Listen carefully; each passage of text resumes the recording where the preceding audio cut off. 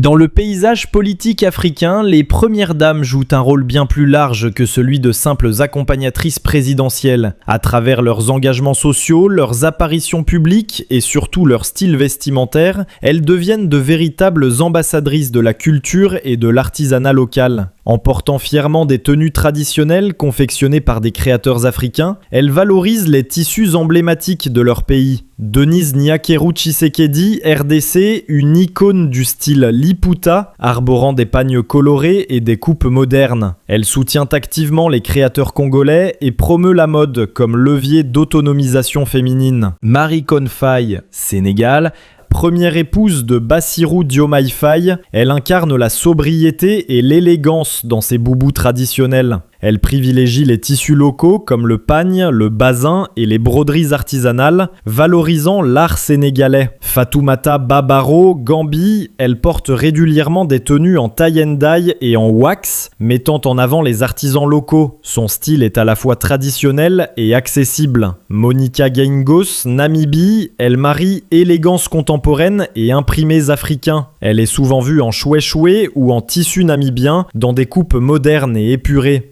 Néo-Jan Masisi, Botswana, elle valorise le tissu traditionnel Leteisi dans des tenues sobres et raffinées. Elle incarne la dignité et la fierté culturelle botswanaise. Isora Nyusi, Mozambique, fervente ambassadrice du Kapulana, tissu emblématique du Mozambique, elle le porte dans des styles variés, du plus classique au plus contemporain. Angeline Ndayishimiye, Burundi, très attachée à la culture burundaise, elle porte souvent des imvutano, tenues traditionnelles, et soutient les coopératives textiles locales. Anadias Lourenço, Angola, elle privilégie les tissus africains dans des coupes modernes, souvent créées par des stylistes angolais. Elle incarne une élégance discrète et engagée. Brigitte Touadéra, Centrafrique, arbore fièrement des tenues en pagne et en soie locale, souvent accompagnées de bijoux traditionnels. Elle soutient les femmes artisanes de son pays. Ces premières dames ne se contentent pas de représenter leur pays. Elles sont aussi des vitrines vivantes de la richesse textile et artisanale de l'Afrique.